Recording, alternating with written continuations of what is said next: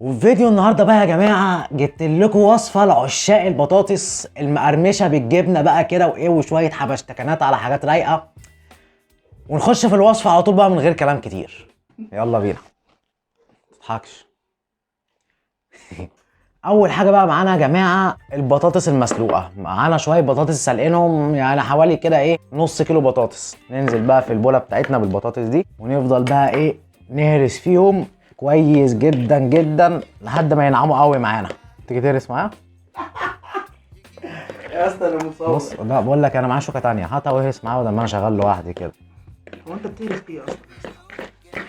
المفروض تبقى ناعمه جدا. طب بقى ايه نعمل كده اهرس اهرس يلا بضمير يلا بقى بضمير اهو والله. اهرس بضمير يا عيب. والله ضمير. لو بص تبقى انت السبب عشان انت ايدك مش بتهرس. ايه؟ ما انا بعمل ايه يا اسطى؟ ده انا شايف شغلي بجدارة. ايه انا ايدي وجعتني كمل بضمير يا صاحبي. ضمير والله حبيبي. متهيألي خلاص بقيت محلبية. بقت محلبيه. وده كده يا جدعان الشكل بعد ما هرسنا البطاطس كويس قوي. هننزل بقى عليهم بشويه جبنه شويدر حوالي نص كوبايه كده. ننزل بنص كوبايه. وبعد ما نزلنا من الجبنه الشيدر بقى ننزل عليهم بكوبايه من النشا. ونقلب بقى الكلام ده كله كويس مع بعض. نخش بقى ايه في الموضوع على طول. نخش في الموضوع. بلا جوانتيات بلا نيله ما عندناش اصلا الكلام ده. اعجن بايدك كده يا باشا وافضل اعجن كده لحد ما ايه كله يخش في كله. ريحه الجبنه الشيدر عامله شغل. بقول لك ايه يا ابو عمو قول يابا. انا نسيت احط ملح تاني زي كل مره. يا لهوي. على الله يا هات لي في ملح. فين الملح؟ أهو، نسيت اهو. تعالى حط وش رشتين هنا. من عينيا يابا. احنا نطول نبقى مساعدين الشيف. رش رشتين. تاني. عمو الشيف هداوي. بس كده. هو السمساوي بيقول لك ايه السمس بتاعي بيقول لك الرشتين ديت قلبت على 4 رشات كفايه قوي. بص ادام انت شيف هداوي فانت ادرى. بص انا عامه ايه ايدي اتلسوعت فما بديش كله لاجل الكونت. كله لاجل الكل. وبعد ما قلبناهم كويس بقى يا جماعه كده والجبنه ساحت في البطاطس طبعا عشان البطاطس بتبقى سخنه. هنجيب طب تمام. فدان يا باشا. هنجيب الكيس بقى. المفروض ان هو كيس مطبخ بس انا جايب كيس بلاستيك عادي جدا اللي هو ايه سرقت واحد من امي. ونحط كده بقى ايه بالظبط كده. الجيش قال لك اتصرف. بالظبط. نحط بقى البطاطس بتاعتنا هنا اهو وش جوه. نحط بقى الكلام ده كله هنا جوه. بعد ما حطيناهم في الكيس لا قوم اغسل ايدك كده. اوعى ده مش منظر. كده قلت لك البس جوانتي. بقول لك انا ممكن افضل الحس فيها. قوم يا عيب. قوم. بعد يا جماعه ما حطيناهم في الكيس بقى ايه باي حاجه عندنا ونفردها كده. ايوه نديها فرده على الناحيه التانيه كده اهو. افرد الناحيه دي كده. شغل الشغل يا ابو عمرو. بس كده بقت حلوه قوي. نحطها بقى في التلاجة من نص ساعه لساعه ونرجع لكم تاني. 6.5 hours later.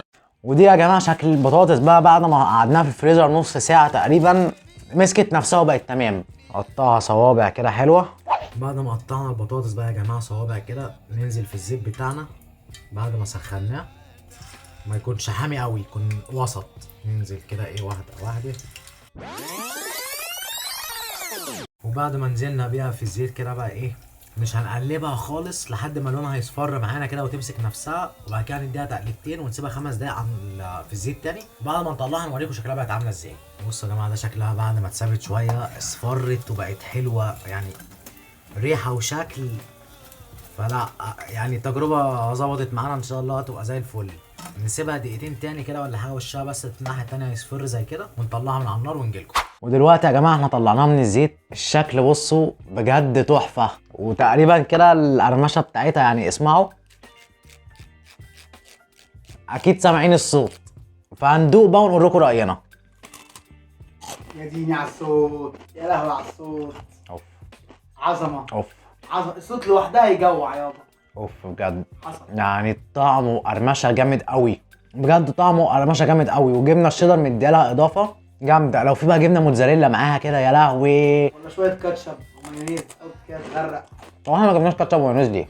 مش عارف. خدوا بس هو ما كانش في الحاجه دي. ايه العظمه دي يا ابو عمرو؟ جامده قوي. ايه العظمه دي؟ لا بجد يا جدعان جامده قوي، لازم تجربوها لو انتوا بتحبوا البطاطس بتكون مقرمشه، لازم تجربوها بجد. وبكده يا جماعه فيديو النهارده يكون خلص. لو انت من عشاق البطاطس المقرمشه ما تنساش تعمل لايك وسبسكرايب، ولو بتتفرج على التيك توك اعمل لنا فولو. وبس كده. لو عندك اي افتكاسات جديده او هبدات او اي تجارب عايز تجربها وخايف تولع في نفسك وفي بيتك كالعاده، قول لي تحت في الكومنتات وسيب لي التجربه اللي انت عايز تجربها والوصفه اللي انت عايز تجربها برضو، وانا هجربها واولع في نفسي وفي بيتي وفي هذا الاخ عشانك. وبس كده، اشوفكم الفيديو الجاي، سلام.